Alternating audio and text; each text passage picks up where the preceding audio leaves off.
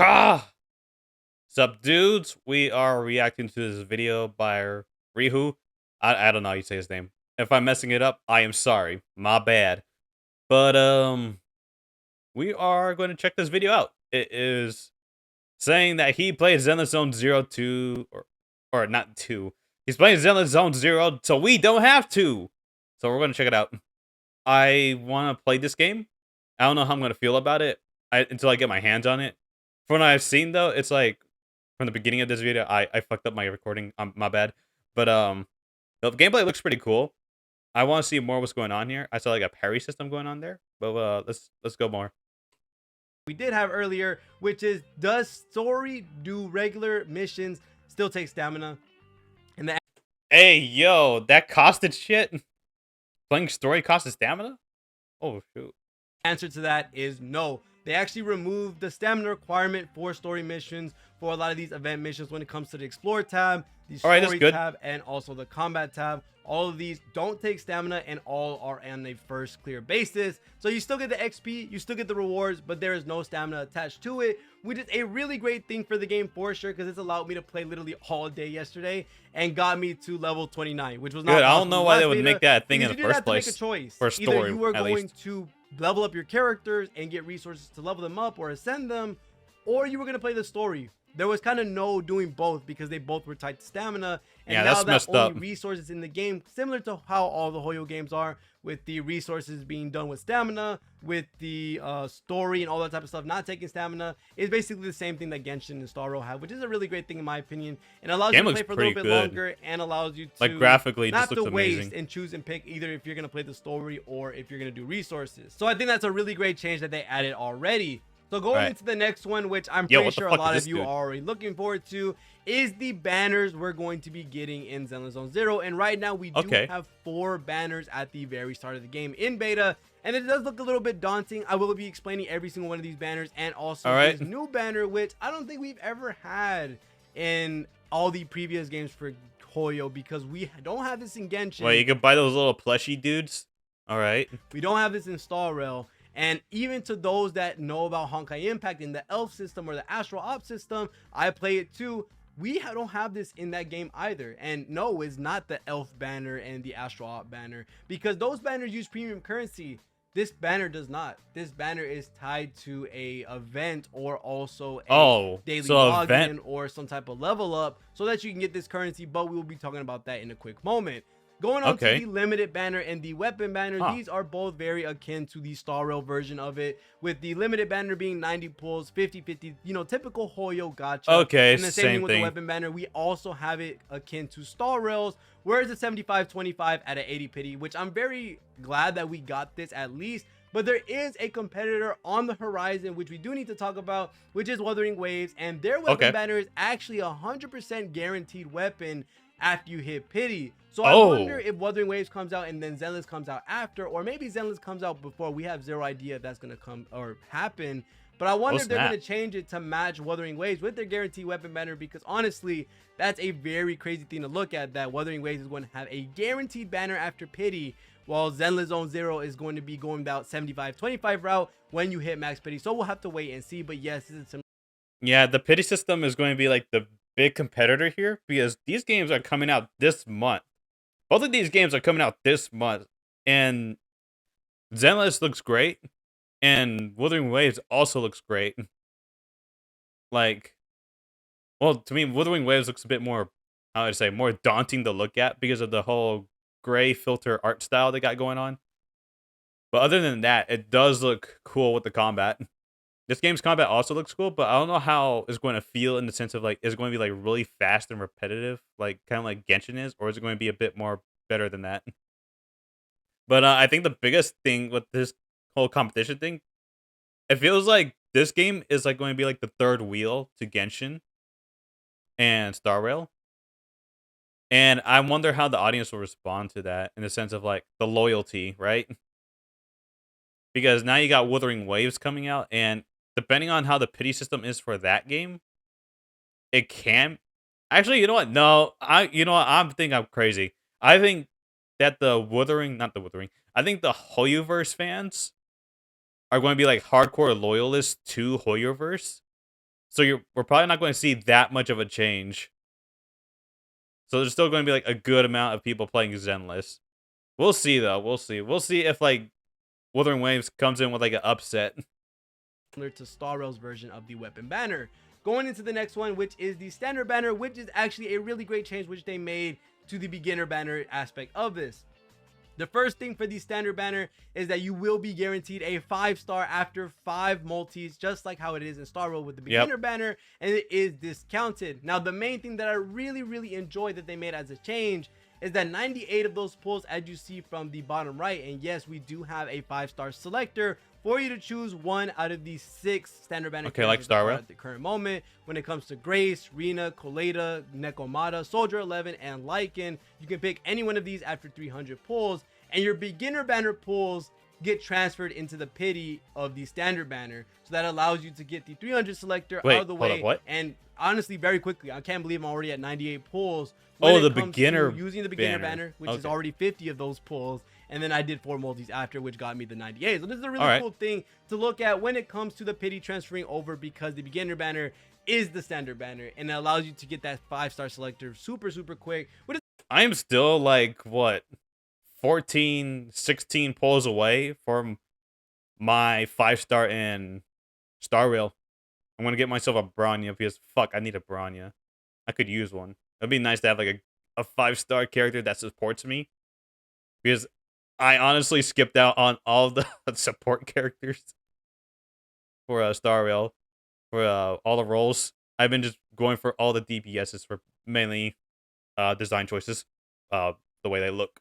Yeah. It's a really great change. I like it. It stops the dead space of a banner when you do get your 5-star early on the beginner banner. You just leave it there because you're not building your pity in the standard banner when you could have if you just went ahead and multi on it. So the fact that the beginner banner is in the standard banner and it carries the pity into the selector, really great things from Zenless for sure. Now to talk about the Bang Boo banner, which is something we have not seen in a REHOO game as far as my knowledge, to be honest, because this currency cannot be bought. This currency cannot be exchanged for premium currency and so earned in game until you get the Bang Boo, because this currency is actually only able to be bought or able to be gotten from 4-star dupes, which you don't get a lot of when it comes to the materials that you're going to be getting, because for the most part you are going to be getting these, which give you the master tapes, which gives you the signature weapon for all the standard characters, which is a really great change as well. They added the weapons, just like Star Rail, where they have the light cones for all the standard banner units. They have something similar as well, with all the W engines being here for all the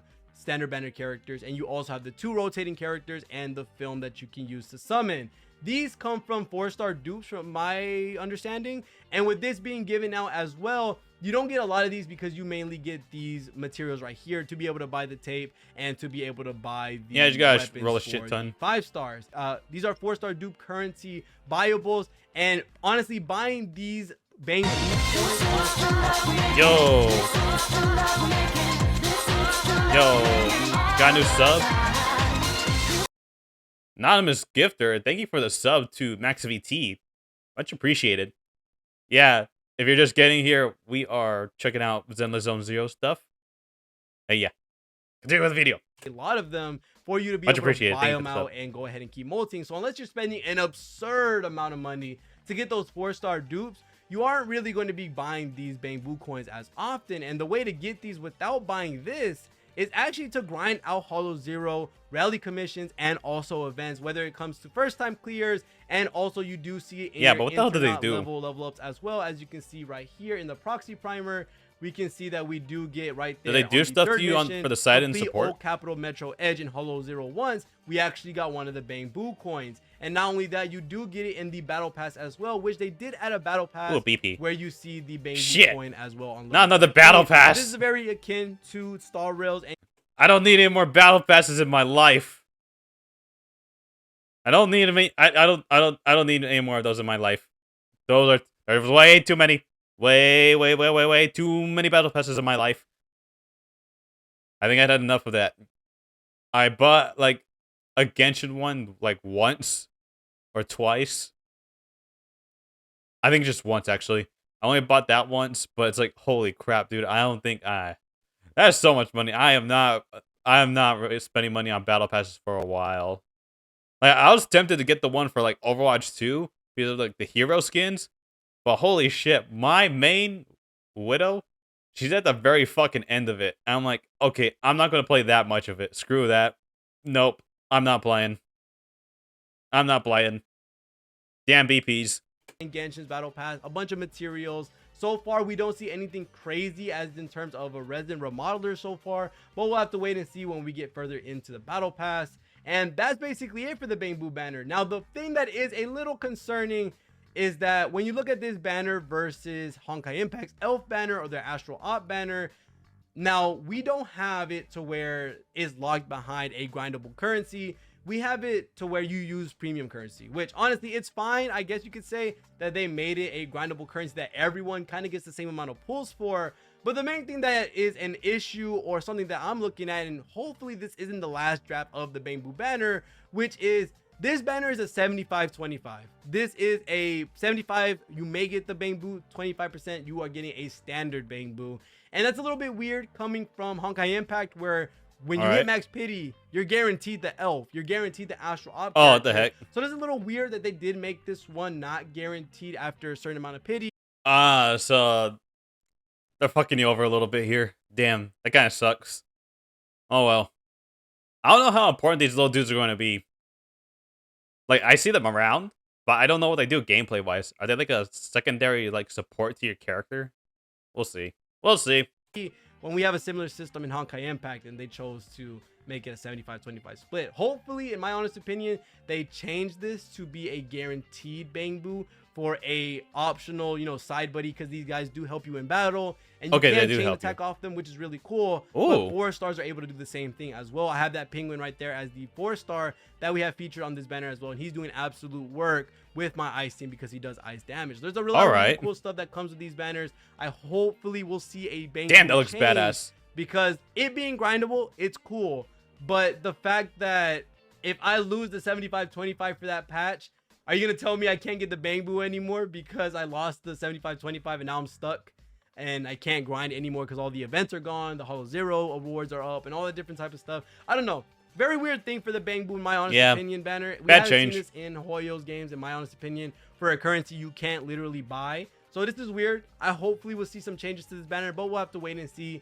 Other than that, there are a couple of things we do need to go over that are new to the game. We do have a commission system for the dailies. These dailies are super easy. They don't take any time to do, in all honesty, and they give you your XP and your pulls all the time. Thank gosh, because like that was one thing I was happy about with Star Rail is like the dailies are not that long to do. Genshin, it felt like, oh gosh, you're spending so much time. Like, because they were all fetch quests, essentially, where you have to, like, hey, run to this spot, talk to this guy, and do this thing. And I'm like, I don't want to do all that. I don't want to do all that. Just let me do something that feels like I'm being productive, right? Star Rail, I felt like I was being productive. Hey, spend 120 of this shit to do your thing. And guess what? I get stuff out of doing that thing. The only thing I get from the other stuff is, you know, getting your primos. This Star Rail, I get not only the primos, but I also get materials for the stuff that I want, you know? I don't know. It's like, damn, those daily commissions in Genshin are so ass, bro. Ass. And let's continue the video. Nothing really wild about that one. We also have co-op in the game, which I think is a really cool thing that they added this. There is a multiplayer challenge on the bottom right. You can go ahead and matchmake it with people. And right now in beta, it is a little bit hard to matchmake at the current moment. And they are looking for changes, which they made a post on Twitter talking about wanting feedback and talking about this. I definitely will be getting with other people trying to play the co-op and be making some feedback for you all. And maybe showcase that as well on the channel. So the fact that we have co-op, really great thing. This is something in the right direction that we really want to push forward, because this can open up some really fun and really cool game modes, really cool survival based, round based type of modes. Oh my. So is it going to be kind of like Genshin where it's like all your characters are out at the same time? Or is it going to be like a thing where you can like force swap between people? Because I feel like that would be asking a lot, right? I'd be amazed if they did something like that. But we'll see. I think it's going to be kind of like Genshin though, where it's like everyone's out at the same time. We'll see. God, would this be such a godsend to have in Zenless, because the combat in this game is just absolutely amazing. I can just tell y'all that right now. The combat in this game is so beautiful, and it's so It was fun looking to play cool with every single second that you spend on this game. And going into the last thing, which is the final question, which a lot of people are probably wondering about: is there TV still in Zenlees Zone Zero? Now, I do want to take this in a two-part answer, because honestly, it can't be summed up in one. In the first portion of the game, coming from the tutorial all the way to the first chapter of the story, you do have to deal with a fair amount of TVs. I won't lie to you. I will be as honest as I can. You do spend your time, a lot of the time, in those first two chapters, spending a lot of time in the TVs. It's just, that's going to be the way it has to be. Yeah, I heard a lot of complaints about this. Is the TV system, which is basically like, it feels like, I don't know, if you play Persona 5, where you do the underground grinding, where you keep on going, moving that space to space. Or no, let's not think of it that way. Let's think of Star Rail's simulation. It's like that, basically. But it's a TV system, and you're transferring, yeah, the TV to TV, but that's like the main mode, it felt like. At least from what I've heard, right? That was like the main mode, and people are like, we don't want to do this anymore. We've been doing this for a while now. And that was from the beta. So, I think that's what kind of like made my impression of the game salty, which is like, what else am I going to be doing in this game? Am I just going to be doing TVs and that's it? But overall, we'll see if because there's supposed to be like a lot of story to this game, so I wonder how the story is going to be.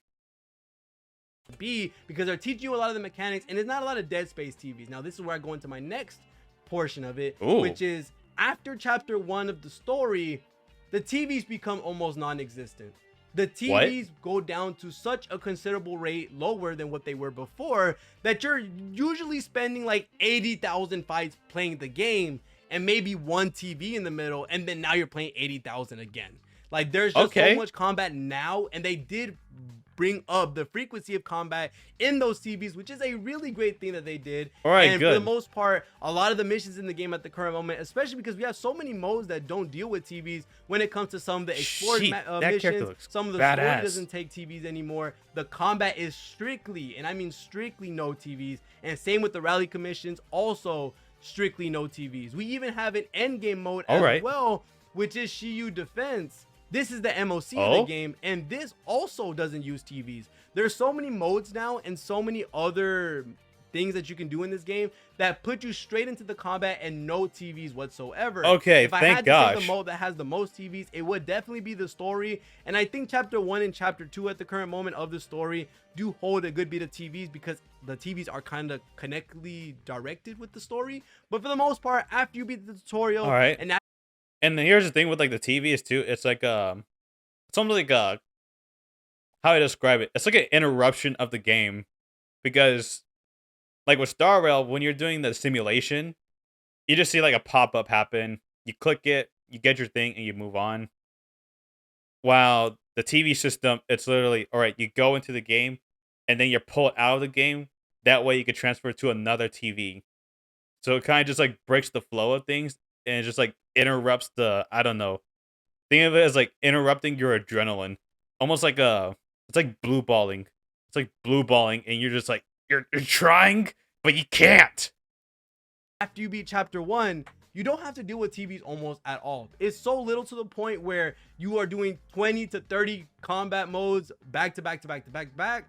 Then you get into the TV once, and maybe it's a 1-minute TV or a 30-minute TV puzzle, and then you go back to back to back to back to back combat. I really like that they lowered the TV amount by such an enormous margin, because you can definitely see it if you played CBT2 up until CBT3. There is a huge change in the amount of combat that you're doing now versus the amount of TVs that you were doing back then. And this is such a great change. I do want to say, although it kind of sounds mean, but I'm just going to go ahead and say it, I do hope they just get rid of the TV system slightly more and put it only in pivotal parts, or put it in more events as a mini game, or basically just leave it in Hollow Zero and call it that, because I do think the combat in this game is definitely what's going to push this game to be absolutely amazing. Gosh damn, this character looks sick. Shining light for this game to be what is it called, casted above all the other games, because the combat in this game is so good. It's so interactive. It has really nice combo systems, being really the freedom to be able to do what you want in those combos and just have really great synergies with these characters. It's just so many great things that they have in this game,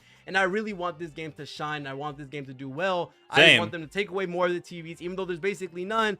Go ahead and take more of them out. But other than that, that's pretty much it. We got the gacha system done. A lot of the new changes that they did bring in regards to the stamina. We have the MOC that I did show you earlier, which is Shiyu Defense. This is what I'm assuming is the MOC, because as you see is the one stage right here, and then we also do have 10 stages, which of course, as you may know, this is usually the end for Shiyu Defense. There are 3 other tabs hidden as well, so I have no idea what that is for. Hopefully I can get farther in the game. I think it's going to be kind of like, to be able to see what they got later on in the end game. I'm getting, it's going to be kind of like Star Rail, where it's like when it comes to the end game loop, little bit of changes, 5-star relics very soon, all that different type of stuff. So if you're excited for more Zenless news, more Zenless content, let me know in the comments below. But other than that, thank you guys so much for basically supporting me. I'm sorry I've been gone for a minute, but other than that, thank you all you guys so much for watching all the way to the end of the video. Make sure to leave a like, comment, sub, all the different types of stuff. See y'all in the next one, and peace.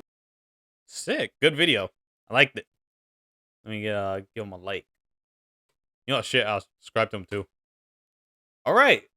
Okay, I feel better about the game now that I watched that, because I was going in with like low expectations about this game. Like, I was not feeling good about it, just from like all the, like, from the combat. Okay, now I'm remembering back. I was thinking the combat looks pretty neat.